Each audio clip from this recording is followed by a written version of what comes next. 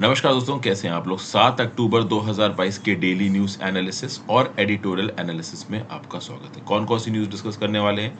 तो श्रीलंका को जो लेके वोट हुआ है यूनाइटेड नेशंस की ह्यूमन राइट काउंसिल में, उसमें इंडिया ने एब्सटेन किया है। अभी चाइना को जो लेके वोटिंग हुई थी यूएनएचआरसी में उइगुर मुस्लिम्स को लेके, उसमें भी इंडिया ने एब्सटेन किया है। इनफैक्ट चाइना तो यहाँ पे वोटिंग में जीत गया है। श्रीलंका के अगेंस्ट ओवरऑल मेजॉरिटी ने वोट डाला है। तो ये एक पर्टिकुलर न्यूज़ है, इसको देखेंगे। उसके बाद व्योम मित्र, जो कि इंडिया का रोबोट है, आर्टिफिशियल इंटेलिजेंस इनेबल्ड रोबोट, जो कि इसरो के स्पेस क्राफ्ट में जाएगा अनमैन्ड मून मिशन के लिए, इसके बारे में बात करेंगे। फिर J&K डिलिमिटेशन ऑर्डर्स के अगेंस्ट जो सुप्रीम कोर्ट में पिटीशन फाइल हुई है, तो सुप्रीम कोर्ट में क्या क्या बातचीत हुई, उसके बारे में बातचीत करेंगे। वर्ल्ड बैंक ने फाइनेंशियल ईयर 2023 में इंडिया की ग्रोथ को प्रोजेक्ट किया है 6.5%। 2024-25 में कितना किया है, इसको देखेंगे। तो कुछ 5 से 6 इंपॉर्टेंट न्यूज़ को डिस्कस करेंगे। इसके साथ साथ 5 इंपॉर्टेंट एडिटोरियल्स है। डोमेस्टिक आइडियोलॉजीज इन एक्सटर्नल सेटिंग्स। अभी रिसेंटली जयशंकर साहब ने जो फॉरेन में जाके और यूएन की जनरल असेंबली में जाके स्टेटमेंट्स दिए, उनको यहाँ पे ओवरऑल डेसिफर कर रहा है ऑथर, ठीक है ना। और जयशंकर साहब के स्टेटमेंट्स में कमी निकाल रहा है टेक्निकल बेसिस पे, इसको देखेंगे। फिर strengthening the CSR framework, corporate social responsibility के फ्रेमवर्क को कैसे स्ट्रॉन्ग किया जाए, इसके बारे में यहाँ पे बातचीत की जा रही है, इसके बारे में बात करेंगे। In China fire without smoke.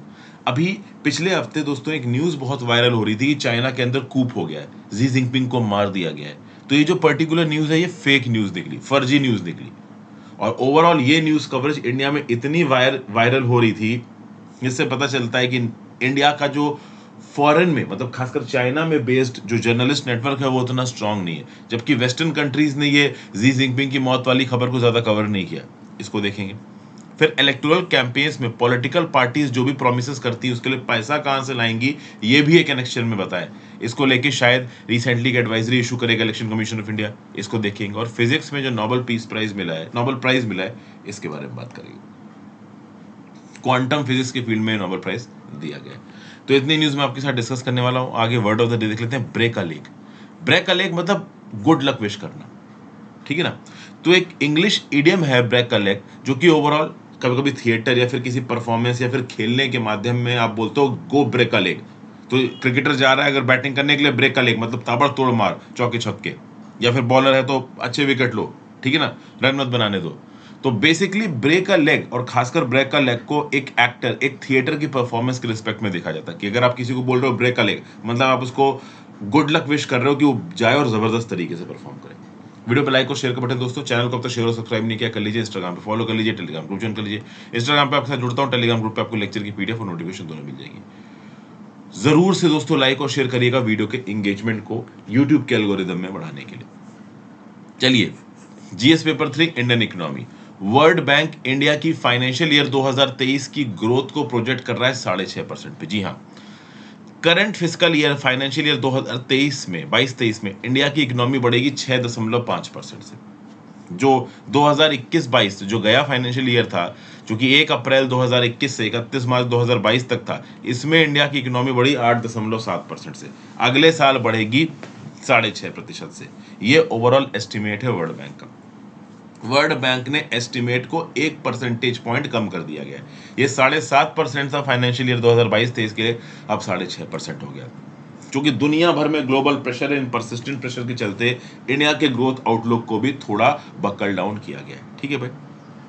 फिर नेक्स्ट फिजिकल ईयर में, मतलब कि 2023-24 में जो इंडिया की इकोनॉमी है, ये बताया जा रहा है बढ़ेगी 7% से, और 24-25 में बढ़ेगी 6.1% से। तो अभी के लिए ये प्रोजेक्शंस निकल के आ रहे हैं वर्ल्ड बैंक की तरफ से। वर्ल्ड बैंक ने प्रोजेक्शंस कब दिए, तो वर्ल्ड बैंक की एक साल में साउथ एशिया इकोनॉमिक फोकस की एक रिपोर्ट आती है, जिसका नाम है coping with shocks, migration and road to resilience. तो ये जो ट्वाइस ईयरली रिपोर्ट आती है वर्ल्ड बैंक की साउथ एशिया इकोनॉमिक फोकस पे, इसका टाइटल इस बार है coping with shocks, migration and road to resilience. इसमें ही इंडिया के ग्रोथ प्रोजेक्शंस की बात की है वर्ल्ड बैंक ने। प्लस श्रीलंका पाकिस्तान के हालात तो और बुरे बताए हैं। श्रीलंका की इकोनॉमिक क्राइसिस सीवियर है, पाकिस्तान में डिवास्टेटिंग फ्लड्स आ रखे हैं, और यूक्रेन वॉर के चलते पैंडेमिक होने की वजह से जो रिकवरी है वो बहुत मुश्किल लग रही है। तीन कंट्रीज इंडिया, नेपाल और मालदीव, साउथ एशिया में ये तीन कंट्रीज की इकोनॉमी बहुत हद तक सर्विसेज लेड है, तो ये तीन कंट्रीज कहीं ना कहीं तेजी से बढ़ेंगी, ये भी बताया जा रहा है। 2022 में अफगानिस्तान, श्रीलंका और पाकिस्तान बहुत ज्यादा रिस्क पे है, इनकी इकोनॉमी रिस्क पे, यहाँ पे पॉवर्टी बढ़ने वाली है, ठीक है। और इन सब की वजह क्या है, तो रशिया यूक्रेन वॉर एक वजह है, global monetary tightening. Global monetary tightening मतलब दुनिया भर की जो सेंट्रल बैंक्स हैं वो अब कम दाम पे, सस्ते इंटरेस्ट रेट पे पैसा मार्केट में नहीं उठा रही है, तो उसके चलते क्या हो रहा है, जैसे कि फेडरल रिजर्व ने अपने रेट हाइक कर दिए, तो दुनिया भर के जो इन्वेस्टर्स थे जो कि फेडरल रिजर्व से पैसा निकाल के बैठे थे, वो फेडरल रिजर्व में वापस पैसा डाल रहे हैं, तो जहां जहां पे भी उन्होंने इन्वेस्ट किया था वहां से पैसा निकालने लगे, इंडिया से भी निकालने लगे, तो आप कह लो यूएस डॉलर का आउटफ्लो होने लगा इंडिया से, समझ गए। तो ये सब चीजें, और कहीं ना कहीं डोमेस्टिक डिमांड भी कम हो रही है, लोगों के पास पैसा कम है, जिनके पास थोड़ा बहुत लिमिटेड है वो संभाल के खर्च कर रहे हैं, क्योंकि इकोनॉमिक आउटलुक उतना ज्यादा आप कह लो क्लियर या फिर आप कह लो बहुत पॉजिटिव नहीं है, तो इसके चलते दुनिया भर में प्राइस प्रेशर्स हैं, इकोनॉमिक प्रेशर्स है। इंडिया की बात की जाए तो इंडिया में मैन्युफैक्चरिंग और सर्विसेज सेक्टर जनवरी से एक्सपेंड कर रहे हैं। कोविड-19 रिस्ट्रिक्शंस जब हटे तो इकोनॉमिक एक्टिविटी थोड़ी पुश हुई। अगर आप देखो तो अप्रैल से जून 2022-23 के पहले क्वार्टर में जो ग्रोथ थी वो 13.5% से बढ़ी, मतलब अप्रैल से जून 2021 के कंपैरिजन में अप्रैल से जून 2022 में ग्रोथ 13.5% बढ़ी। लेकिन जो पिछले साल का आखिरी क्वार्टर था, जनवरी फरवरी मार्च 2021, उसके रिस्पेक्ट में जो ग्रोथ है वो घटी है, ठीक है भाई। फिर सर्विसेज और कंस्ट्रक्शन सेक्टर भी इंडिया के अंदर बढ़े हैं, ऐसा नहीं है कि ये शांत बैठे हुए हैं, ओके। लेकिन इन सब चीजों की वजह एक बेस इफेक्ट है। बेस इफेक्ट समझते हो ना, कि पिछले साल बहुत कम थी ग्रोथ, तो अगले साल बढ़ी हुई नजर आई। जैसे कि फॉर एग्जांपल अगर मान लो जीडीपी 150 पे और अगले साल 155 होती है, तो 5 डिवाइडेड बाई 150 इंटू 100 30, मतलब 3.33% की ग्रोथ आपको नजर आएगी। लेकिन मान लीजिए जीडीपी 100 पे और वो हो गई 105, तो कितनी बढ़ी, 5/100 इंटू 100 5% बढ़ी। तो 150 से 155 हुई तो 3.33% का इंक्रीज दिख रहा है, और 100 से 105 हुई तो 5% का इंक्रीज दिख रहा है। फर्क क्या है, फर्क है बेस का, एक में बेस 150 है, एक में 100 है। तो ये होता है बेस इफेक्ट। जब आपका बेस छोटा होता है तो थोड़ा भी बढ़ा हुआ अमाउंट परसेंटेज टर्म्स में ज्यादा नजर आता है, ठीक है भाई। तो अगर आप देखो तो इंडिया के growth estimate south Asian average से ज्यादा नजर आ रहे हैं, लेकिन दो फील्ड्स में इंडिया की कमजोरी भी नजर आ रही है। एक तो है एम्प्लॉयमेंट, दूसरी है सप्लाई चेन, ठीक है भाई।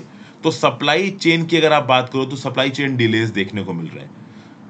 जून 2022 से लेकर अब तक सप्लाई चेन डिलेज बहुत ज्यादा सुधरी नहीं। सप्लाई चेन डिलेज का मतलब क्या हो गया, कि भाई समझिए, देश के एक हिस्से से दूसरे तक सप्लाईज पहुंचानी है, और यहां पे तो इंटरनेशनल कंटेक्स्ट में बात हो रही है, तो ओवरऑल इंडिया से अगर कोई सामान एक्सपोर्ट करके दूसरी कंट्री में पहुंचाना है, या फिर दूसरी कंट्री से सामान इंपोर्ट करके इंडिया में पहुंचाना है, तो ये किस पे डिपेंड होगा, सप्लाई चेन। इस सप्लाई चेन में कंटेनर्स भी आते हैं, शिपिंग लाइन भी आती है, सामान के बनने की स्पीड भी आती है, डिमांड हो गया, ठीक है ना, रॉ मटेरियल्स की अवेलेबिलिटी हो गई, इंटरनेशनल मार्केट में दाम हो गए, हर चीज डिपेंड करती है, अफेक्ट करती है सप्लाई चेन को।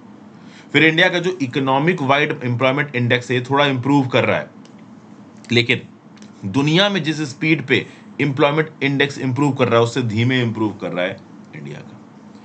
तो ये ओवरऑल फैक्टर्स यहाँ पे निकल के आ रहे हैं, ठीक है ना।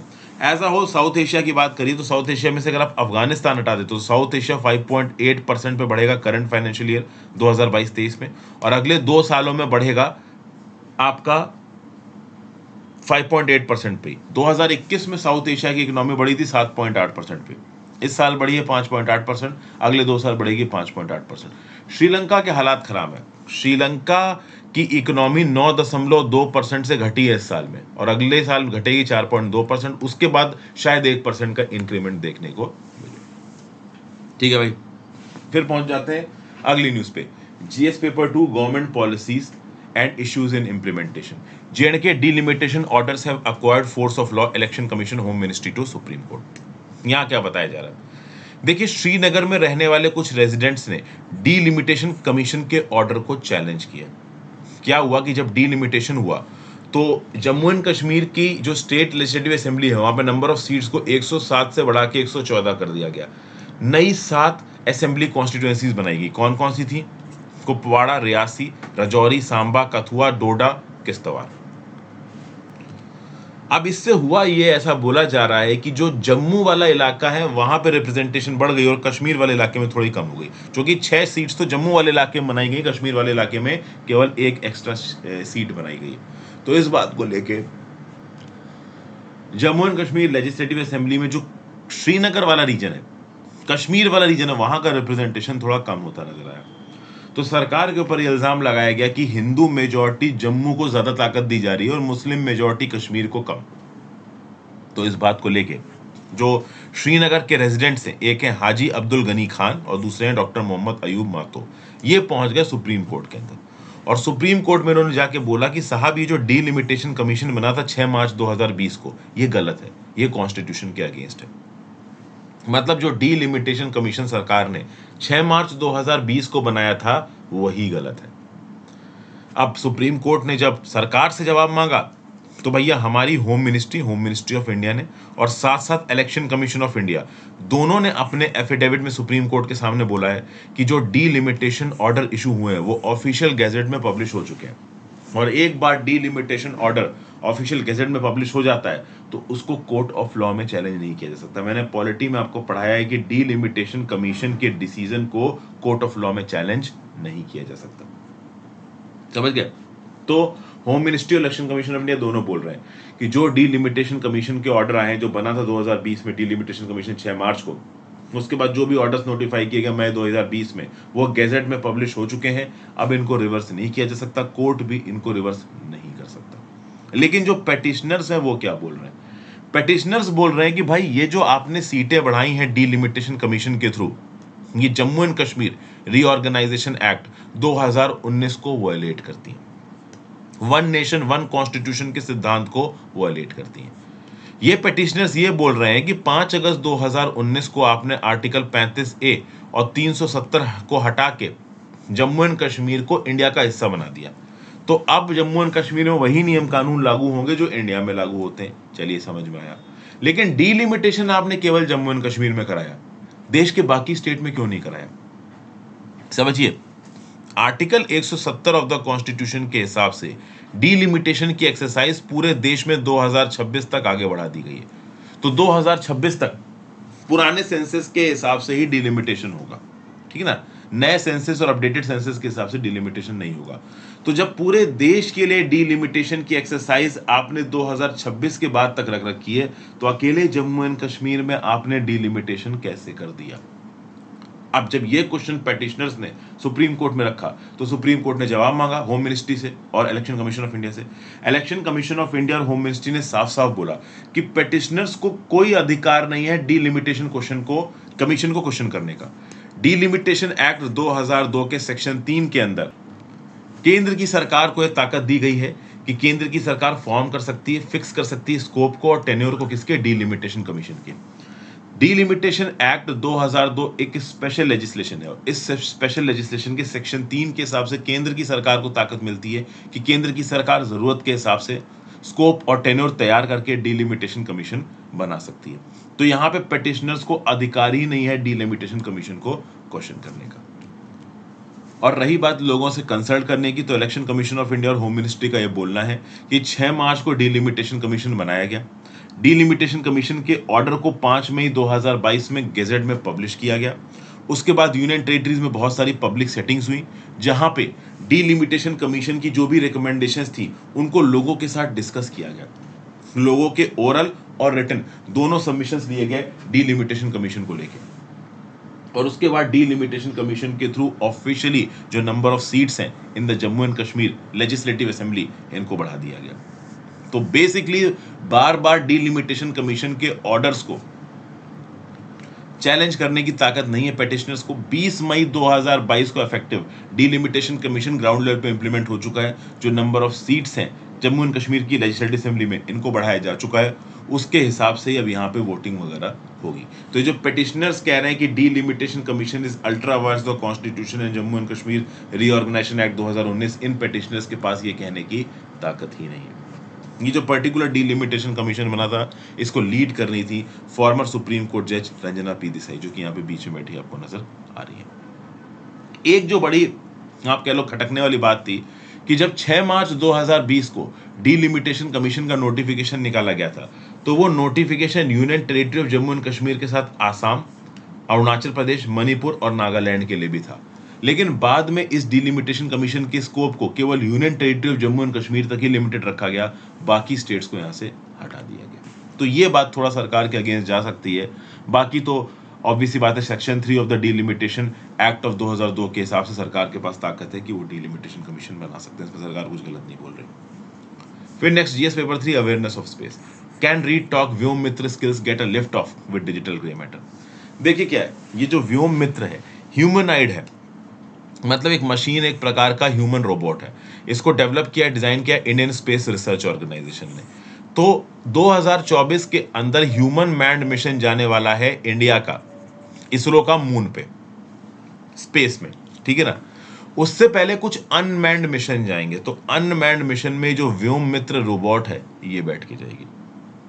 और ओवरऑल इस व्योम मित्र रोबोट को ट्रेन करने के लिए ग्राउंड लेवल पे IISU नाम का एक ऑर्गेनाइजेशन एक्टिव है, इसरो इनर्शियल सिस्टम्स यूनिट।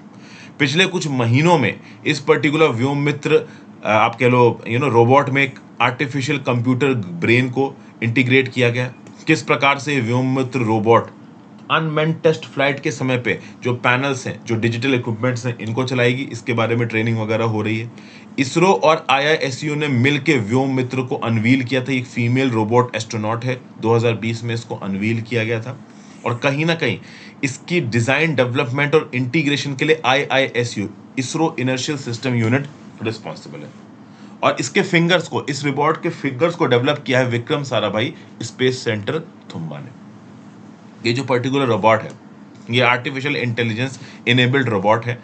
ये रोबोट के अंदर काबिलियत है कि ये वाइब्रेशंस को विदस्टैंड कर सकता है, शॉक को विदस्टैंड कर सकता है, और एक ह्यूमन के फेस को रिसेंबल करता है। Facial expression, speech, site capability, सब कुछ है इस पर्टिकुलर रोबोट के पास। इसके पास एक सर्टेन लेवल ऑफ इंटेलिजेंस है, डिस्प्ले पैनल्स को रीड करना, अपनी वॉइस में ओवरऑल इसरो को, कमांड सेंटर को चीजें बताना, ये सब व्योम मित्र यहाँ पे कर सकती है।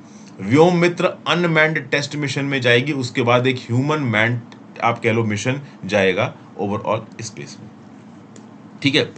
इसरो के लॉन्च व्हीकल्स के लिए जितनी भी नेविगेशनल सिस्टम है ये IISU बनाता है, ISRO inertial space unit, sorry ISRO inertial systems unit, ठीक है ना भाई। अच्छा, इसके साथ साथ अभी व्योम मित्र का एक डिजिटल ट्विन भी बनाया जा रहा है। ये जो डिजिटल ट्विन होगा मतलब एक ऐसी ही रोबोट व्योम मित्र जैसी जो कि कंट्रोल सिस्टम्स में जो कंप्यूटर सिमुलेशंस होते हैं उनको समझेगी, उसमें उसको टेस्ट किया जाएगा माइक्रोग्रेविटी कंडीशंस के अंदर। और ओवरऑल ये टेस्टिंग एकेडमिक इंस्टीट्यूशंस, IIT जैसी आप कह लो स्कॉलर्स की मदद से। सितंबर में minister of state for science and technology Jitendra Singh साहब ने बोला था कि इंडिया का पहला अनमैन्ड टेस्ट फ्लाइट इसी साल होगी। अब देखते हैं ये अनमैन्ड टेस्ट फ्लाइट कब तक होती है। ओके, इस अनमैन्ड टेस्ट फ्लाइट के बाद एक manned human based test flight होगी गगनयान प्रोग्राम में, जो कि ओवरऑल एक क्रू को 400 किलोमीटर के लो अर्थ ऑर्बिट में भेजेगी और वापस लेके आएगी। फिर next GS paper 2, international relations. India abstains on Sri Lanka vote at human rights council. तो भैया United Nations human rights council में श्रीलंका को लेके वोटिंग हुई और इंडिया ने वोटिंग डाला नहीं, अपने आप को एब्सटेन कर दिया। क्यों? क्योंकि इंडिया का मानना है कि श्रीलंका भाई कुछ तो कर रहा है। श्रीलंका ने कमिटमेंट दिया है कि वो 13वां अमेंडमेंट इंप्लीमेंट करेंगे, 14वां अमेंडमेंट हटा देंगे, मीनिंगफुल डेवोल्यूशन करेंगे। मतलब जो श्रीलंका की माइनॉरिटीज हैं, जो मुस्लिम्स हैं, जो तमिल्स हैं, इनको मीनिंगफुल डेवोल्यूशन किया जाएगा पावर का। फिर श्रीलंका के अंदर प्रोविंशियल इलेक्शंस बहुत तेजी से होंगे। तो बेसिकली ये सब चीजों में कहीं ना कहीं श्रीलंका भी धीमे पड़ा हुआ है, इंडिया बोल रहा है, बट इंडिया को भरोसा है कि श्रीलंका जरूर कुछ ना कुछ करेगा।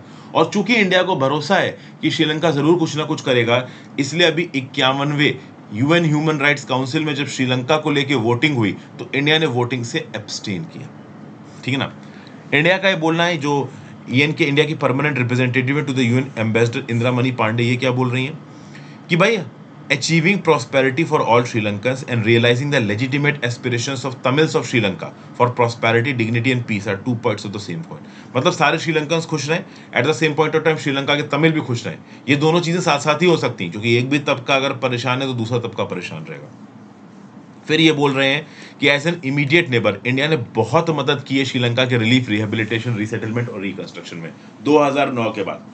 अभी की फाइनेंशियल क्राइसिस में तो मदद की है, 2009 में जब सिविल वॉर खत्म हुआ था उसके बाद से भी इंडिया लगातार मदद कर रहा है श्रीलंका की। इससे पहले भी जब पिछले साल यूएनएचआरसी में श्रीलंका को लेकर रेजोल्यूशन पे वोटिंग हुई थी, इंडिया ने अगेंस्ट में मतलब एब्सटेन किया था, अगेंस्ट में तो वोट नहीं किया। तो मतलब इंडिया को भरोसा है कि 13वां कॉन्स्टिट्यूशनल अमेंडमेंट श्रीलंका इंप्लीमेंट करेगा, मीनिंगफुल डेवोल्यूशन करेगा, प्रोविंशियल इलेक्शंस जल्दी कंडक्ट होंगे।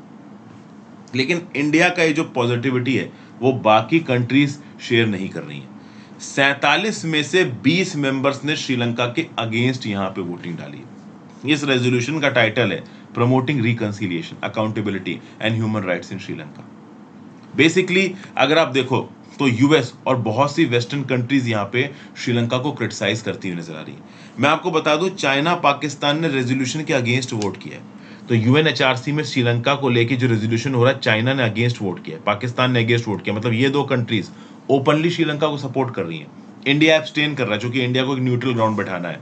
और ओवरऑल यूरोप और जो वेस्टर्न कंट्रीज है जैसे कि यूएसए, ये सीधे सीधे श्रीलंका को अकाउंटेबल ठहरा रही है। ठीक है, ये जो पर्टिकुलर रेजोल्यूशन है, इस रेजोल्यूशन का टाइटल है promoting reconciliation, accountability, human rights in Sri Lanka. ये श्रीलंका को क्या बोलता है? To ensure the prompt, thorough and impartial investigation and if warranted prosecution of all alleged crimes relating to human rights violations and serious violations of international humanitarian law, including for long standing emblematic cases with the full participation of victims and their representatives. तो मतलब resolution कड़े शब्दों में श्रीलंका की निंदा कर रहा है और कह रहा है कि तुम्हारे यहाँ पे जितने भी ह्यूमन राइट्स वायलेशंस हुए हैं, जितने भी इंटरनेशनल ह्यूमैनिटेरियन लॉ की सीरियस वायलेशंस हुए हैं, जो भी क्राइम हुए हैं, जिन्होंने क्राइम किया है उनका इन्वेस्टिगेशन करो, उनको सजा दो। अब क्राइम करने वाले भाई सीनियर पॉलिटिशियंस हैं, भाई सीनियर आर्मी ऑफिसर्स हैं, और उनको अकाउंटेबल ठहराना इतना आसान नहीं है। समझ गए बात को? तो ये सब बातें ओवरऑल यहाँ पे बताई जा रही। फिर भाई इकोनॉमिक क्राइसिस भी चल रही है। तो इकोनॉमिक क्राइसिस और पहले के करप्शन को जोड़ा जा रहा है। पहले जो भी ह्यूमन राइट्स अब्यूसेस हुए हैं, करप्शन हुए हैं, पॉलिटिकल लीडर्स ने अपने हिसाब से श्रीलंका को चलाया है, कहीं ना कहीं वो आज की डेट में आज की इकोनॉमिक क्राइसिस के लिए रिस्पॉन्सिबल है। तो United Nations human rights council में लगातार श्रीलंका से सवाल पूछे जा रहे हैं। अब थोड़ा बहुत देख लेते हैं United Nations human rights council क्या है। तो इंटर गवर्नमेंटल बॉडी है, यूनाइटेड नेशंस के सिस्टम के अंदर काम करती है। It is responsible for strengthening the promotion and protection of human rights around the globe. पूरी दुनिया में ह्यूमन राइट्स को प्रोटेक्ट करना, प्रमोट करना, ये काम है यूएनएचआरसी का। ठीक है ना? अगर कोई कंट्री कहीं पे भी ह्यूमन राइट्स का वॉल्यूशन करती है तो उसको एड्रेस करना, उसको रिस्पॉन्सिबल ठहराना। ये जो पर्टिकुलर बॉडी है वो हर साल जेनेवा में मिलती है। 47 यूनाइटेड नेशंस मेंबर स्टेट से बनी हुई है ये United Nations human rights council. UN general assembly चुनती है 47 यूनाइटेड नेशंस मेंबर स्टेट्स। ठीक है ना भाई? तो ये सब चीजें हैं। पहले United Nations commission on human rights था, उसका United Nations human rights council बन गया। फिर आगे आते हैं GS paper 2, human rights violation. भैया चाइना में जो उइगुर मुस्लिम्स के अगेंस्ट अत्याचार होता है, इसको लेके एक वोटिंग कराई गई यूएन ह्यूमन राइट्स काउंसिल में, और इस वोटिंग में चाइना जीत गया। एक वेस्टर्न लेड मोशन हुआ है यहाँ पे, जिसने कि उइगुर मुस्लिम्स के अगेंस्ट जो अत्याचार होता है जिनजियांग प्रोविंस चाइना में, इसको लेके चाइना को अकाउंटेबल ठहराने की कोशिश की। और इस पर्टिकुलर वोटिंग में अगर आप देखो तो टोटल 47 मेंबर्स है यूएनएचआरसी में, अभी हमने बात की। 19 लोगों ने चाइना के फेवर में वोट दिया, मतलब रेजोल्यूशन के अगेंस्ट वोट दिया। 17 लोगों ने चाइना के अगेंस्ट वोट दिया, मतलब रेजोल्यूशन के फेवर में वोट दिया। और 11 लोगों ने यहाँ पे वोट ही नहीं डाला। तो आप समझिए यूएनएचआरसी को बने हुए 16 साल हो चुके हैं, और इस 16 साल की हिस्ट्री में, ठीक है ना, केवल 2 रेजोल्यूशंस रिजेक्ट हुए हैं, और ये दूसरा रेजोल्यूशन था यूएन ह्यूमन राइट्स काउंसिल का जिसमें चाइना को जीत मिली। मतलब चाइना की इंटरनेशनल ताकत, इंटरनेशनल पावर इतनी है कि वेस्टर्न लेड रेजोल्यूशन को भी डिफीट करवा दिया चाइना ने। ये जो 47 कंट्री हैं यूएनएचआरसी में, ये ओवरऑल चाइना से इतना डर गई कि या तो एब्सटेन कर गई या इस रेजोल्यूशन के अगेंस्ट वोट करी। और इंडिया भी इसमें एक है। इंडिया ने भी यहाँ पे चाइना के अगेंस्ट वोट नहीं किया है, एब्सटेन किया। मतलब हमें इतनी भी दम नहीं है कि हम चाइना को ओपन प्लेटफॉर्म पे पीछे ढकेल सकें, खासकर तब जब चाइना इंडिया के अंदर टेररिस्ट अटैक कराने वाले टेररिस्टों को टेक्निकल होल्ड के through United nation security council में बचाता फिरता है। इस पर्टिकुलर मोशन को इंट्रोड्यूस किया था यूनाइटेड स्टेट्स, कनाडा और ब्रिटेन ने। अब उइगुर मुस्लिम्स को लेके यहाँ पे जब ये रेजोल्यूशन डिफीट हो गया, तो जो वर्ल्ड उइगुर कांग्रेस के प्रेसिडेंट है डोलकुन ईसा, इन्होंने बोला कि यार ये तो बहुत डिसअपॉइंटिंग। एक्चुअली में वो उइगुर मुस्लिम्स जिसके अगेंस्ट चाइना अत्याचार करता है, उनकी आवाज को कोई भी इंपॉर्टेंट नहीं समझ रहा। इससे इंटरनेशनल इस्लामिक कम्युनिटी के ऊपर भी सवाल उठता है कि एक तरफ ये कम्युनिटी इंडिया जैसी कंट्रीज को टारगेट करती हैं, और वहीं पे चाइना जब ओपनली उइगुर मुस्लिम्स के अगेंस्ट बात कर रहा है तो सब चुप बैठे हैं, चाहे वो पाकिस्तान हो। सोचो, उइगुर मुस्लिम्स के अगेंस्ट यहाँ पे अत्याचार हो रहा है, वो भी मुस्लिम कम्युनिटी के मेंबर है, लेकिन पाकिस्तान उस चीज को दबा रहा है, पाकिस्तान चाइना को रेजोल्यूशन से बचा रहा है। तो इससे क्या पता चलता है? इससे एक बात क्लियर पता चलती है कि जब भी कोई पाकिस्तान या दूसरी कंट्री इंडिया के अंदर मुस्लिम रिप्रेशन की बात करते हैं तो ये बेसिकली फर्जीवाड़ा कर रहे हैं। क्यों? क्योंकि जब मुस्लिम्स को चाइना के अंदर प्रोटेक्ट करने की बात आती है तो ये लोग एकदम चुप हो जाते हैं और चाइना के पीछे दुबक के खड़े हो जाते हैं। तो ये बात इनफ है ये समझने के लिए कि ये सब जियोपॉलिटिक्स है। एक्चुअली में किसी को किसी की चिंता नहीं है, सब अपनी अपनी जियोपॉलिटिकल इंटरेस्ट के हिसाब से डिसीजन लेते हैं। Qatar, Indonesia, United Arab Emirates, Pakistan, सबने मोशन को रिजेक्ट किया। खास बात यह कि चारों मुस्लिम कंट्रीज हैं। इंडोनेशिया में, कतर में, यूएई में, पाकिस्तान में मैक्सिमम मुस्लिम आबादी है। उसके बावजूद इन चार कंट्रीज ने चाइना को सपोर्ट किया है, उइगुर मुस्लिम्स के रेजोल्यूशन को सपोर्ट नहीं किया। फिल लिंच जो कि डायरेक्टर हैं international service for human records के, उन्होंने इसको शेमफुल बोला है। चाइना की फॉरेन मिनिस्ट्री अपना अलग ही स्टेटमेंट दे रही है, अपने हिसाब से स्टेटमेंट देते रहते, दुनिया में क्या हो रहा है उससे फर्क नहीं पड़ता। इन्होंने बोला कि जिनजियांग रिलेटेड जो इश्यूज है वो ह्यूमन राइट इशू नहीं है, वो तो काउंटर टेररिज्म इशू है, डी रेडिकलाइजेशन है, एंटी सेपरेटिज्म है। मतलब ये लोग तो टेररिज्म फैला रहे हो उइगुर वाले, तो चूंकि ये टेररिज्म फैला रहे हैं हम इनको रोक रहे हैं। तो आप इंटरनल अफेयर्स में मत घुसो चाइना के, यूएन ह्यूमन राइट्स बॉडी को इस्तेमाल करके ये चाइना बोल रहा है। फिर चाइना क्या बोल रहा है कि चाइना एक डेवलपिंग कंट्री है और डेवलपिंग कंट्री के इंटरेस्ट को दबाया जा रहा है। तो आज चाइना के इंटरेस्ट को दबाया जाएगा, कल ह्यूमन राइट्स को लेके किसी और कंट्री के इंटरेस्ट को दबाया जाएगा। तो इस प्रकार की बकवास बातें यहाँ पे चाइना कर रहा है। यूएन ह्यूमन राइट ऑफिस ने 31 अगस्त को एक रिपोर्ट पब्लिश की थी। रिपोर्ट काफी डिले हो गई थी, लेकिन इस रिपोर्ट ने साफ साफ बोला था कि सीरियस ह्यूमन राइट्स वायलेशन हुए जिनजियांग के अंदर, और इसी रिपोर्ट को लेकर वोटिंग पड़ी। पूरी दुनिया को पता है कि चाइना अत्याचार करता है उइगुर के अगेंस्ट, पर किसी के दम नहीं है बोलने की। उइगुर्स एक मुस्लिम एथनिक माइनॉरिटी हैं। 1 करोड़ की तादाद में ये लोग जिनजियांग वेस्टर्न प्रोविंस चाइना में रहते हैं। वहां पे इनको मास इंटर्नमेंट डिटेंशन कैंप में रखा जाता है, हिटलर जैसी कंडीशन से इनको मारा पीटा जाता है, इनको परेशान किया जाता है। यूएस ने चाइना के ऊपर इल्जाम लगाया जेनोसाइड का। बीजिंग इस इल्जाम को अपोज करता है, और इस रेजोल्यूशन के थ्रू ये पता चल गया है कि बीजिंग की दुनिया में क्या धाक है, जो कि 47 कंट्रीज में ज्यादातर या तो एब्सटेन कर गई या ओवरऑल चाइना के फेवर में वोट कर गई।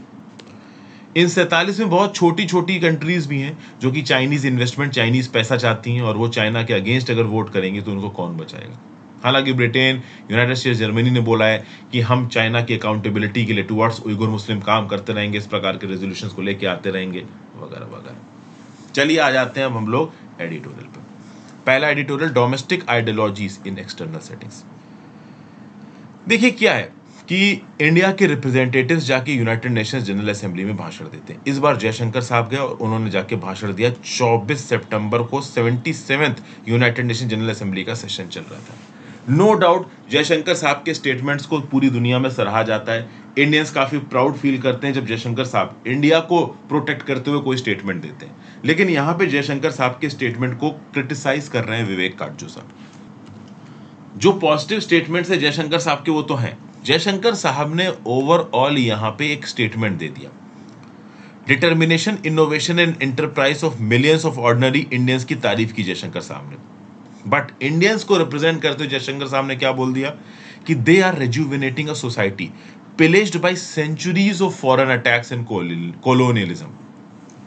मतलब इंडिया एक ऐसी सोसाइटी है, इंडियंस बहुत लंबे समय तक फॉरेन अटैक के अंदर रहे हैं और अभी कोलोनियलिज्म से बाहर निकलने की कोशिश कर रहे हैं।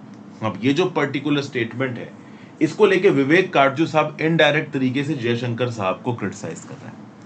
पहली बात तो जो जयशंकर साहब ने बोला सेंचुरीज ऑफ फॉरेन इन्वेजन, ये किस इन्वेजन की बात कर रहे हैं? जो कुषाणों ने इंडिया के ऊपर अटैक किया, जो हून ने इंडिया के ऊपर अटैक किया, ऑब्वियस सी बात है ये इसकी बात नहीं कर रहे हैं। जो अरब अटैक्स हुए हैं इंडिया के ऊपर, सिंध में अरब का अटैक हुआ, महमूद ऑफ गजनी ने अटैक किया, मोहम्मद गोरी ने अटैक किया, और उसके बाद मुस्लिम रूल की इंडिया के अंदर स्थापना हो गई। तो इसको शायद यहाँ पे जयशंकर साहब पोर्ट्रे कर रहे हैं। जयशंकर साहब ने यहाँ पे कुछ नहीं बोला है, विवेक काटजू ये कह रहे हैं कि जो सेंचुरीज ऑफ फॉरेन इन्वेजन है ये बेसिकली अरब अटैक और मुस्लिम अटैक को डिस्प्ले करने की कोशिश कर रहे हैं जयशंकर साहब। पहली बात तो ये हो गई। दूसरा, कॉलोनियलिज्म। देखिए क्या होता है कि दुनिया भर में जब भी इंडिया की हिस्ट्री की बात की जाती है तो नो डाउट हम इस बात को पॉइंट आउट करते हैं कि कॉलोनियलिज्म ने हमारी ग्रोथ को रोका, हमारी प्रोग्रेस को रोका। लेकिन आज की डेट में अभी भी इंडिया कॉलोनियलिज्म के ब्रैकेट से पूरी तरीके से बाहर नहीं निकल के आ पाया है। इसका क्या मतलब है? देखिए क्या बताया जा रहा है। Mr. Jaishankar went on to say that India's rejuvenation is taking place in a democratic framework and is reflected in a more authentic voices and grounded leadership. पहली बात तो जयशंकर साहब ने लीडरशिप को क्वेश्चन कर दिया पुरानी। अभी के लिए ऑथेंटिक और ग्राउंडेड लीडरशिप ये मोदी जी की बात कर रहे हैं। तो इससे पहले क्या जो इंडिया की लीडरशिप रही वो खराब रही है? क्या जवाहरलाल नेहरू साहब और इंदिरा गांधी जी के ऊपर इल्जाम लगाना इस हद तक सही है? अगर आप डेमोक्रेसी की बात करो तो नो डाउट इंदिरा गांधी जी के टेन्योर को पूरी तरीके से डेमोक्रेटिक नहीं बोला जा सकता। 1975 से लेकर 1977 में इंदिरा गांधी जी ने इंडिया के अंदर इमरजेंसी लगा दी थी। तो नो डाउट इन लीडर से पास्ट में गलती हुई है, बट क्या ये लीडर्स बिल्कुल भी डेमोक्रेटिक इंडिया को रिप्रेजेंट नहीं करते थे? दुनिया में ऐसी बहुत सी कंट्रीज थी जो जवाहरलाल नेहरू जी और इंदिरा गांधी को एज अ डेमोक्रेटिक लीडर देखा करती थी। तो विवेक काटजू साहब ये कह रहे हैं कि ओवरऑल कॉलोनियलिज्म के माइंडसेट से हम बाहर आ रहे हैं और अभी की लीडरशिप ग्राउंडेड है, मतलब पहले की लीडरशिप को क्रिटिसाइज करके पुराने लीडर्स का अपमान किया है यहाँ पे जयशंकर साहब ने। ये विवेक काटजू साहब कह रहे हैं। हालांकि जयशंकर साहब ने सीधे सीधे कुछ भी नहीं बोला है, लेकिन जयशंकर साहब की स्टेटमेंट को डेसिफर करके विवेक काटजू साहब अपना व्यू पॉइंट दे रहे हैं। और दो चीजों को लेके, एक तो जो कॉलोनियलिज्म से इंडिया बाहर निकल रहा है, मतलब अभी तक पूरी तरीके से कॉलोनियलिज्म से इंडिया बाहर नहीं निकला है, तो कॉलोनियलिस्टिक माइंडसेट कौन रखता है, ये सवाल पूछ रहे हैं काटजू जी जयशंकर साहब से। दूसरा, अभी की लीडरशिप को ग्राउंडेड बता के आप पुरानी लीडरशिप का अपमान करो। भले ही पुरानी लीडरशिप ने कुछ गलतियां की हैं, लेकिन वो पुरानी लीडरशिप भी दुनिया के बहुत से लोगों के लिए एक बेंचमार्क रही है। तो बेसिकली इसको कंटेम्पररी ग्लोबल एथिकल गवर्नेंस आप नहीं बोल सकते। कॉलोनियल माइंडसेट का मतलब क्या है, ये जयशंकर साहब से पूछ रहे हैं विवेक काटजू साहब। तो ये बातें ओवरऑल यहाँ पे बताई गई। देखिए दुनिया भर में डीकोलोनाइजेशन का प्रोसेस चल रहा है 1950 से 1960 से, और 2022 में अगर यूनाइटेड नेशन जनरल असेंबली में कॉलोनियलिज्म की बात कर रहे हैं जयशंकर साहब, तो ये कौन से कॉलोनियलिज्म की बात कर रहे हैं, इस बात को जयशंकर साहब ने क्लैरिफाई नहीं किया है। ये बात काटजू साहब बोल रहे हैं। तो काटजू साहब ने यहाँ पे एक क्वेश्चन उठा दिया है, किसके ऊपर? जयशंकर साहब के ऊपर।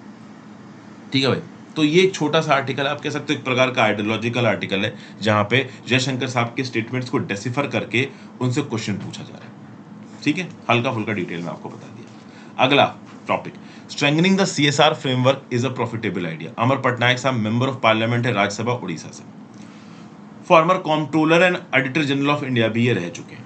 अब देखिए सीएसआर के रिस्पेक्ट में ये इन्फॉर्मेशन दे रहे हैं, और इनका आर्टिकल पॉलिटिकल नहीं है, भले ये इंडिविजुअल पॉलिटिकल है, लेकिन आर्टिकल में इन्होंने कुछ अच्छे स्टैटिस्टिक्स लिखे हैं, उनको समझते हैं। अगर आप कॉर्पोरेट सोशल रिस्पॉन्सिबिलिटी की बात करो तो कंपनीज एक्ट 2013 के अंदर सेक्शन 135 में कॉर्पोरेट सोशल रिस्पॉन्सिबिलिटी की बात की गई। अपने पिछले 3 साल के प्रॉफिट के एवरेज का 2% कंपनी ग्राउंड लेवल में सोशल सेक्टर्स में खर्च करेंगे। अगर आप देखो तो 2014-15 में कॉर्पोरेट सोशल स्पेंडिंग के अंदर, सोशल रिस्पॉन्सिबिलिटी के अंदर 10,065 करोड़ रुपए खर्च किए गए। 2020-21 में 24,865 करोड़ रुपए खर्च किए गए। अब खास बात दोस्तों यहाँ पे ये है कि प्रॉफिट का 2% खर्च करना है, तो भाई from 10,000 crore to approximately 24,800 crore, इतना बड़ा है कॉर्पोरेट सोशल रिस्पॉन्सिबिलिटी के अंदर हमारा एक्सपेंडिचर। क्या कंपनीज का प्रॉफिट भी इतना ही बड़ा है? एक्चुअली में ऑथर यहाँ पे ये बोल रहा है कि मोस्ट प्रॉब्ली जो कंपनियों का प्रॉफिट है अंडर कॉर्पोरेट सोशल रिस्पॉन्सिबिलिटी ये बहुत ज्यादा बड़ा है। उसके कंपैरिजन में एक्चुअली में कॉर्पोरेट सोशल रिस्पॉन्सिबिलिटी के अंदर जो पैसा खर्च कर रही हैं कंपनियां वो कम कर रही हैं। अगर देखा जाए तो 2020-21 में 2,926 ऐसी कंपनियां थी जो कॉर्पोरेट सोशल रिस्पॉन्सिबिलिटी के अंदर एक भी रुपया खर्च नहीं कर रही थी। ठीक है ना? 2015-16 में 2% जो कि प्रॉफिट की लिमिट है उससे कम खर्च करने वाली कंपनियां थी 3,078, और 2020-21 में ये कंपनियां हैं 3,290। अगर आप देखो तो फाइनेंशियल ईयर 2019 में वो कंपनियां जो कॉर्पोरेट सोशल रिस्पॉन्सिबिलिटी में पार्टिसिपेट कर रही थी वो है 25,103, लेकिन फाइनेंशियल ईयर 2021 में केवल 17,000 है। तो कॉर्पोरेट सोशल रिस्पॉन्सिबिलिटी के अंदर किस हद तक मॉरल रिस्पॉन्सिबिलिटी के साथ कंपनियां पैसा खर्च करती हैं, यह अपने आप में एक बड़ा सवाल है। अब ओवरऑल किसी कंपनी के फिगर्स को एनालाइज करने के लिए आपको एक और पॉइंट दिमाग में रखना होगा। मान लीजिए कि 2018-19 में अपने प्रॉफिट का 2% से ज्यादा खर्च कर दिया किसी कंपनी ने, तो 2019 में जितना एक्स्ट्रा खत्म किया था ना उस कंपनी ने, वो उतना कम खर्च कर सकता है 2% से। तो समझिए, ओवरऑल कॉर्पोरेट सोशल रिस्पॉन्सिबिलिटी के अंदर कंपनी से एक्सपेक्ट किया जाता है कि आप अपने प्रॉफिट का 2% सोशल सेक्टर में ग्राउंड लेवल पे खर्च करो। ठीक है, अगर किसी एक साल में प्रॉफिट का 2% से ज्यादा खर्च कर दिया कंपनी ने, तो अगले साल वो 2% से थोड़ा कम भी खर्च कर सकता है कंपनसेट करने के लिए।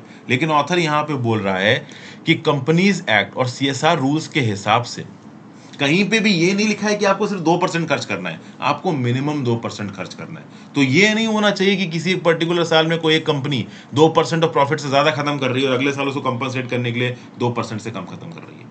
लेकिन चूंकि CSR रूल्स में कहीं प्रॉपर तरीके से ऐसा कोई ऑब्लिगेशन नहीं लगाया गया कंपनी के ऊपर, तो कंपनी अपने हिसाब से कम ज्यादा खर्च करती रहती। फिर अगर कंपनी के खर्चे की बात करो, तो section 135 clause 5 of the companies act ये क्या बोलता है कि कंपनी जिस लोकल एरिया में ऑपरेट कर रही है वहां पे ज्यादा खर्चा करना चाहिए। मतलब जिस भी लोकल इलाके में जहां जहां पे भी कंपनी ऑपरेट कर रही है, जिस फील्ड में भी ऑपरेट कर रही है, उस फील्ड में लोकल CSR स्पेंडिंग करनी चाहिए लोकल कम्युनिटी को आगे बढ़ाने के लिए। लेकिन अशोका यूनिवर्सिटी का centre for social impact and philanthropy, Ashoka university के अंदर ये जो centre for social impact and philanthropy, इसका ये बोलना है कि 54% कॉर्पोरेट सोशल रिस्पॉन्सिबिलिटी में जो कंपनियां हैं वो महाराष्ट्र, तमिलनाडु, कर्नाटक और गुजरात की बेल्ट में कंसंट्रेटेड है। उत्तर प्रदेश और मध्य प्रदेश जैसे स्टेट जो कि बहुत गरीब हैं, पॉपुलेशन में ज्यादा हैं, वहां पे ज्यादा खर्चे की जरूरत है, बट वहां पे ज्यादा पैसा पहुंचता नहीं। ठीक है भाई, तो हर कंपनी को एक बैलेंस बना के पैसा खर्च करना है, बट एक्चुअली में ग्राउंड लेवल पे बैलेंस बनता नहीं है। अगर आप देखो तो 2014 से लेकर 2018 में जब CSR स्पेंडिंग को एनालाइज किया गया, तो पता चला कि ज्यादातर जो CSR स्पेंडिंग है वो एजुकेशन में हो रही है। अगर 100 रुपया खत्म किया जा रहा है कॉर्पोरेट सोशल रिस्पॉन्सिबिलिटी के अंदर, तो 37 रुपए एजुकेशन में खर्च किया जा रहा है, हेल्थ एंड सैनिटेशन में 29 रुपए मतलब 29%, और इन्वायरमेंट के ऊपर केवल 9% खत्म किया जा रहा है। आप समझिए, माइनिंग में जो कंपनीज इन्वॉल्व हैं वो ग्राउंड लेवल पे माइनिंग कर रही है, कोयले की माइनिंग कर रही है, माइनर मिनरल्स की माइनिंग कर रही हैं, और कॉपर की कर रही हैं, आयरन ओर की कर रही हैं, किसी भी चीज की माइनिंग कर रही हैं। ये माइनिंग इंडस्ट्रीज लोकल लेवल पे एनवायरमेंट को सुधारने के लिए इनको खर्चा करना चाहिए, बट ये भी एनवायरमेंट को सुधारने के लिए खर्चा नहीं करती, एजुकेशन हेल्थ पे खर्चा करती रहती है। तो वो कंपनीज जो इन्वायरमेंटल डिट्रीमेंटल मैनर में काम कर रही, कम से कम वो तो इस बात को इंश्योर करें कि कॉर्पोरेट सोशल रिस्पॉन्सिबिलिटी के अंदर इन्वायरमेंट को इंप्रूव करने के लिए खर्चा करें। समझिए, अब ओवरऑल खर्चा कौन सी कंपनी कितना कहां कैसे कर रही है, इस बात को मॉनिटर करने का कोई मैकेनिज्म है हमारे पास? तो जी हाँ, मैकेनिज्म है। हर साल किसी भी कंपनी का बोर्ड एक डिस्क्लोजर लेके आएगा। मतलब देखिए, किसी भी कंपनी को बोर्ड ऑफ डायरेक्टर चलाता है, उस बोर्ड ऑफ डायरेक्टर को सारे नियम कानूनों का पालन करना है। तो वो बोर्ड ऑफ डायरेक्टर हर साल इस बात को इंश्योर करता है कि एक डिस्क्लोजर बेस्ड रिजाइम हो। कॉर्पोरेट सोशल रिस्पॉन्सिबिलिटी के अंदर किसी एक पर्टिकुलर कंपनी ने कितना पैसा खत्म किया, इसको एनुअल बेसिस पे कॉर्पोरेट अफेयर्स मिनिस्ट्री को रिपोर्ट किया जाए एक एनुअल रिपोर्ट के थ्रू। इनकी ऑडिटिंग भी यहां पे कराई जाएगी, ये चेक करने के लिए कि यहां पे पैसा सही तरीके से खर्च किया कि नहीं किया।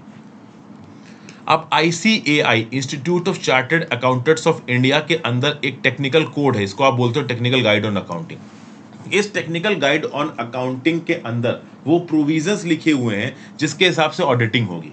कॉर्पोरेट सोशल रिस्पॉन्सिबिलिटी के अंदर एक कंपनी ने कितना पैसा खर्च किया, ओवरऑल वो खर्चा किस प्रकार से सही था गलत था, इसके लिए प्रोविजंस बनाए गए टेक्निकल गाइड ऑफ अकाउंटिंग में।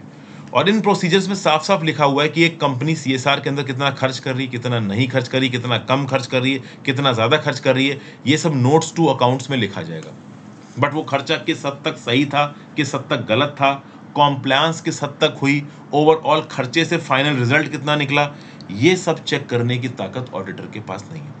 ऑडिटर किसी भी कंपनी के कॉर्पोरेट सोशल रिस्पॉन्सिबिलिटी को ऑडिट करते हुए ज्यादा ये देख सकता है कि कितना पैसा खत्म किया, कितना कम या कितना ज्यादा। ये नहीं देख सकता है कि पैसे का फाइनल यूजेज कितना इफेक्टिव तरीके से हुआ है। ये यहां पे कमी बताई जा रही है। कॉम्प्लायंस को इंश्योर करने के लिए मिनिस्ट्री ऑफ कॉर्पोरेट अफेयर्स को एक नेशनल लेवल प्लेटफॉर्म बनाना चाहिए जो सेंट्रलाइज्ड बेसिस पे सारे स्टेट्स में जितनी भी कंपनी सीएसआर के अंदर पैसा खर्च कर रही हैं उनको मॉनिटर करे और फाइनली ये डिसाइड करे कि भाई ये जो खर्चा किया है सही किया, गलत किया, पोटेंशियल था इसमें, नहीं था, एफिशिएंट था, नहीं। और इसके लिए अगर देखा जाए तो इन्वेस्ट इंडिया की जो corporate social responsibility project repository है ना इंडिया इन्वेस्टमेंट ग्रिड में, ये ओवरऑल इन एफर्ट्स को मदद दे सकती है। देखा जाए तो इंडिया के अंदर 112 एस्पिरेशनल डिस्ट्रिक्ट्स में, फिर ये जो एमपीज वगैरह प्रोजेक्ट्स आइडेंटिफाई करते हैं, गवर्नमेंट संसद आदर्श ग्राम योजना, 112 एस्पिरेशनल डिस्ट्रिक्ट्स में जो भी प्लान्स वगैरह बन रहे हैं, इनके साथ एसोसिएट किया जा सकता है कॉर्पोरेट सोशल रिस्पॉन्सिबिलिटी की फ्रेमवर्क को। कॉर्पोरेट सोशल रिस्पॉन्सिबिलिटी में जो भी खर्चा हुआ उसमें एक mandatory independent third party impact assessment audit को इंक्लूड करना जरूरी है। एग्जिस्टिंग मॉनिटरिंग और इवेल्युएशन रिजीम को इंप्रूव करने की जरूरत है, क्योंकि बहुत सारे कॉर्पोरेट्स क्या करते हैं, अपना खुद का एक ट्रस्ट बना देते हैं, उस ट्रस्ट के अंदर सारा पैसा डाल देते हैं और उससे खर्चा करके अपनी ब्रांड की मार्केटिंग करते हैं। तो ओवरऑल ये तो देखना जरूरी है कि कंपनी प्रॉपर तरीके से अपने प्रॉफिट का 2% खर्च कर रही है कि नहीं कर रही है। उसके साथ साथ ये भी देखना बहुत जरूरी है कि ग्राउंड लेवल पे जो खर्चा किया जा रहा है वो कितनी इफेक्टिवली और कितना एफिशिएंटली किया जा रहा है, उसको प्रॉपर तरीके से ऑडिट रिपोर्ट में पॉइंट आउट करना बहुत जरूरी है। क्योंकि पैसा खर्च करने के साथ साथ क्या वो पोटेंशियली और एफिशिएंट मैनर में खर्च हुआ है, ये भी देखना जरूरी है। समझे? तो जितने बेस्ट तरीके से दोस्तों मैं आपको ये आर्टिकल समझा सकता था उतने बेस्ट तरीके से मैंने आपको समझा दिया। Is India in a bind over relation with Russia, question answer format board में आर्टिकल है, उतना इंपॉर्टेंट मुझे नहीं लगा इसलिए डिस्कस नहीं कर रहा हूँ। फिर अगला, in China fire without smoke, ये बेसिकली बात कर रही है र्यूमर फेस्ट की। इंडियन करस्पॉन्डेंट्स इन चाइना ने पिछले 15 दिनों में ओवरऑल एक ऐसी रिपोर्ट निकाला जिसको इंडिया में एक्सटेंसिवली डिस्कस किया गया। रिपोर्ट ये थी कि कूप हो गया है चाइना के अंदर। बहुत सारे यूट्यूब चैनल्स और न्यूज मीडिया में इस चीज को कवर किया गया। मिलिट्री कॉन्वॉयज एंटर कर रहे हैं बीजिंग के अंदर। एक हफ्ते से चाइना के जो प्रेसिडेंट है शी जिनपिंग वो नजर नहीं आए, तो रिपोर्ट ये निकल के आई कि उनको मार दिया गया है। तो ओवरऑल इंडिया के अंदर भाई बड़े ही वायरल तरीके से ये न्यूज निकल रही थी कि अरे भाई साहब ये सब हो गया, बहुत बड़ी चीज हो गई, चाइना में कूप हो गया। लेकिन एक्चुअली में बीजिंग बहुत नॉर्मल था। बीजिंग के अंदर टैंकों का सड़कों पे आना बहुत नॉर्मल है। बीजिंग के अंदर लंबे समय तक उनके लीडर का ना दिखना बहुत नॉर्मल है। ओवरऑल जो कुछ भी ये कह रहा था कि एक्स्ट्रा ऑर्डिनरी और उसके बेसिस पे, जैसे कि फॉर एग्जांपल 17 सितंबर को शंघाई कोऑपरेशन ऑर्गेनाइजेशन की समिट थी समरकंद उज्बेकिस्तान में। उसके बाद आने के बाद शी जिनपिंग एक हफ्ते तक दिखे ही नहीं पब्लिक में। लेकिन ये पहली बार नहीं हुआ है। जुलाई में हांगकांग ट्रिप पे गए थे जब शी जिनपिंग, उसके बाद 10 दिन तक नहीं दिखे थे। क्या है, चाइना के अंदर बहुत ही स्ट्रॉन्ग प्रोटोकॉल्स हैं, ठीक है ना, बहुत स्ट्रॉन्ग प्रोटोकॉल्स हैं अपने आप को आइसोलेट करने के लिए। चाइना के अंदर अगर कोई बाहर के देश का नागरिक आता है तो उसको 8 से 10 दिन तक आप कह लो क्वारंटीन करना है। अब इस देश में जहां पे डिक्टेटरशिप है वहां पे लोगों के ऊपर आप नियम कानून इंपोज करो और उनका खुद का लीडर उस नियम कानून को फॉलो ना करे तो वो अपने आप में नेगेटिव प्रेसिडेंट सेट करता है। इसलिए शी जिनपिंग हो सकता है कि खुद आइसोलेट हो गए हो, इसलिए यहां पे नजर ना आए हो। इस समय पे चाइना में जीरो कोविड पॉलिसी चल रही है।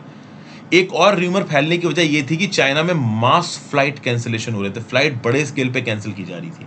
बाद में पता चला कि चाइना की शेंजन प्रोविंस में कुछ कोरोना के केसेस निकल आए थे। तो चूंकि कोरोना के केसेस निकल आए तो अभी चाइना की जीरो कोविड पॉलिसी के अंदर अगर किसी भी सिटी में मीडियम लेवल पे भी कोरोना फैल रहा है तो उस सिटी को बाकी चाइना से कट ऑफ कर दिया जाता है। तो इसलिए मास फ्लाइट कैंसिलेशन हुए थे। इन मास फ्लाइट कैंसिलेशंस को इंडिया के जर्नलिस्ट जो कि बीजिंग में है उन्होंने कैसे डिसफर किया कि अरे भाई कूप हो गया, कुछ ना कुछ गड़बड़ हो रहा है, कुछ ना कुछ अलग हो रहा है। तो कुल मिला के ओवरऑल यहाँ पे जो फायर थी कि मास फ्लाइट कैंसिलेशन हो रही है, शी जिनपिंग एक हफ्ते से नजर नहीं आया, बहुत बड़े स्केल में जो मिलिट्री वेसल्स आपकी चाइना की बीजिंग की सड़कों पे चल रहे हैं, इन सब चीजों को इस प्रकार से देखा गया कि कूप हुआ है। बट एक्चुअली में कूप नहीं हुआ, वो बहुत नॉर्मल था। और ऑथर यहाँ पे बोल रहा है कि इंडिया के केवल 4 जर्नलिस्ट चाइना की धरती पे, अगर 40 होते तो ओवरऑल ये जो कूप वाली फर्जी न्यूज है जल्दी खत्म हो जाती। अब देखिए दोस्तों, अभी के लिए तो शी जिनपिंग वापस आ गए और चाइना में किसी भी प्रकार का कूप नजर नहीं आ रहा। बट हो सकता है कि बैक एंड से कुछ ना कुछ हुआ हो पॉलिटी में। हो सकता है बैक एंड से कोई ना कोई अथॉरिटी शी जिनपिंग के सामने खड़ी हो गई हो और ग्राउंड लेवल पे मैनेज हो गई हो और दुनिया को ज्यादा कुछ पता ना चला हो। क्योंकि देखिए चाइना में ओपेसिटी है।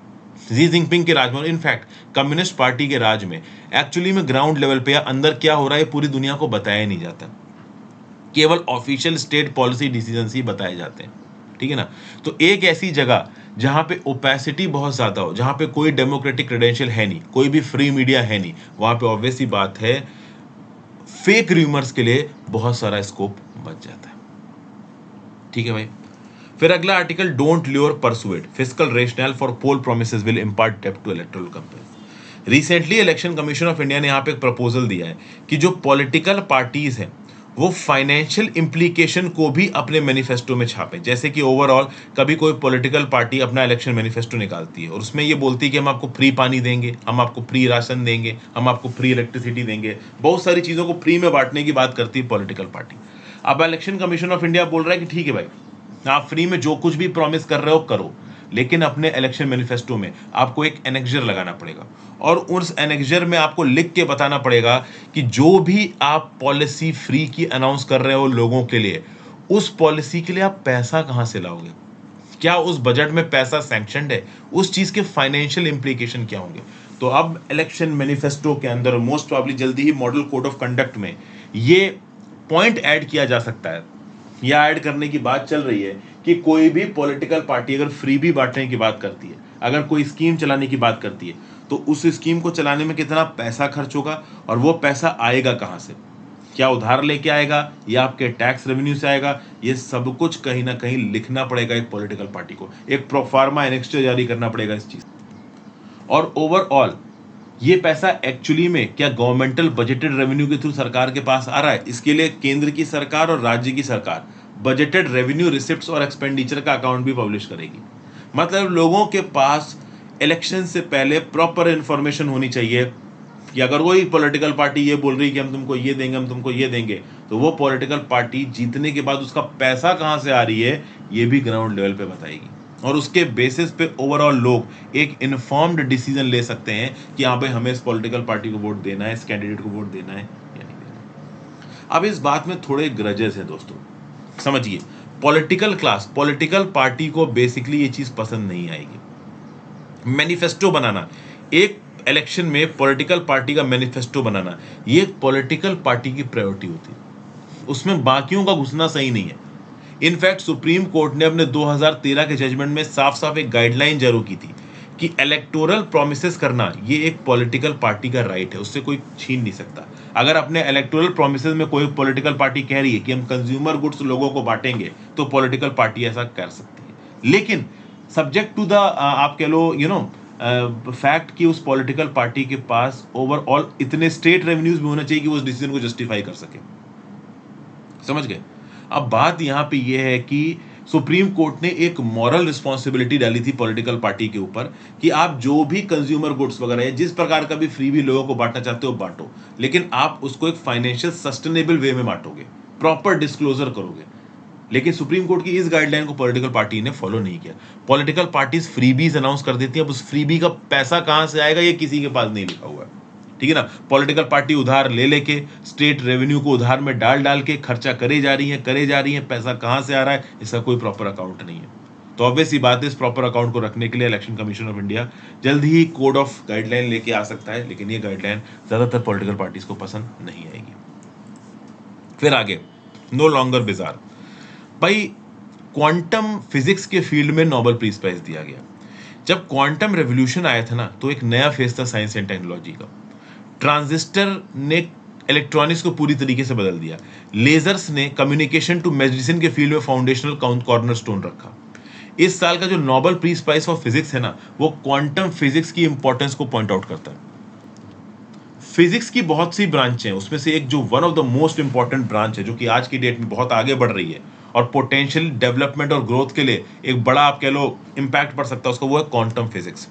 Quantum computation, quantum cryptography, quantum network को आगे बढ़ाने में क्वांटम फिजिक्स अपने आप में एक इंपॉर्टेंट रोल प्ले कर रही है। और इसी क्वांटम फिजिक्स में एक्सपेरिमेंटल वर्क के लिए experimental work on entangled photons, और ये एस्टैब्लिश करने के लिए कि बेल इनइक्वालिटीज पूरी तरीके से सही नहीं है, उसमें कुछ गड़बड़ है, उसमें भी वॉयलेशंस निकल के आ रहे हैं, इस चीज के लिए Alain Aspect France, John F Clauser US के हैं और एंटोन जेलिंगर ऑस्ट्रिया के, इनको क्वांटम इंटेंगलमेंट ऑफ फोटोन के लिए, बेल इनइक्वालिटीज को प्रूव करने के लिए, मतलब उसके वॉयलेशन को प्रूव करने के लिए इस बार क्वांटम फिजिक्स में नोबेल प्राइज दिया गया है। देखिए क्वांटम मैकेनिक्स का कंसेप्ट क्या होता है। क्वांटम मैकेनिक्स का कंसेप्ट ये है कि ओवरऑल अगर दो तीन पार्टिकल्स हैं तो अगर एक पार्टिकल के स्टेट को आप बदलते हो तो दूसरे पार्टिकल का भी स्टेट बदलेगा। वो किस प्रकार से बदलेगा, उसका क्या इंपैक्ट होगा, क्या आउटकम्स होंगे, क्या रेपरकशंस होंगे, ये ओवरऑल डिटेल्ड स्टडी हो जाएगी क्वांटम फिजिक्स की। तो कैसे एक पार्टिकल दूसरे पार्टिकल को इंपैक्ट करता है, कैसे दोनों पार्टिकल आपस में एक दूसरे के साथ इंटैंगल्ड स्टेट में जुड़े हुए हैं, ये क्वांटम फिजिक्स से एसर्टेन होता है। और इसी कंटेक्स्ट में क्वांटम फिजिक्स को लेके अभी यहां पे नोबेल पीस प्राइज दिया हुआ। अब देखिए यहां पे पास्ट हिस्ट्री भी थोड़ी बताई जाए। जैसे जॉन स्टुअर्ट बेल ने 1964 में एक मैथमेटिकल तरीका निकाला था ये बताने के लिए, ये टेस्ट करने के लिए कि whether quantum mechanics was compatible with local hidden variable theory. और इसके बाद ओवरऑल जॉन स्टुअर्ट बेल ने बेल इनइक्वालिटीज नाम की एक थ्योरी निकाली। बेल इनइक्वालिटीज नाम की थ्योरी को अब तक किसी ने भी चैलेंज नहीं किया है, लेकिन जॉन क्लॉजर और एलन एस्पेक्ट जो यहाँ पे बेल इनइक्वालिटी के वायलेशन को ग्राउंड लेवल पे प्रूव कर रहे हैं, उनको भी यहाँ पे नोबेल फिजिक्स का प्राइज दिया गया। तो क्वांटम मैकेनिक्स और क्वांटम फिजिक्स में एक इंप्रूवमेंट है यहाँ पे। अब बहुत डाटा साइंटिफिक डिटेल्स में मैं नहीं घुस रहा हूँ, रीजन बिंग मुझे भी नहीं पता। अब क्वांटम फिजिक्स के बिल्कुल बेसिक डिटेल्स पता कर सकते हैं पढ़ने लिखने में, बट उतना काम का नहीं, आप इंटरेस्टेड भी नहीं होगे, समय भी ज़्यादा जाएगा। तो याद रखिएगा कि नोबेल फिजिक्स प्राइज किसको मिला है, 3 लोगों को। किस लिए मिला है, तो भैया इंटेंगलमेंट, फोटॉन्स के मूवमेंट, ओवरऑल बेल इनइक्वालिटीज के वॉल्यूशन को पॉइंट आउट करना, इसके लिए यहाँ पे ओवरऑल नोबेल फिजिक्स का प्राइज दिया गया। Thank you for watching friends. Video को लाइक और शेयर कर दीजिएगा, इंस्टाग्राम पे फॉलो कर लीजिएगा, टेलीग्राम को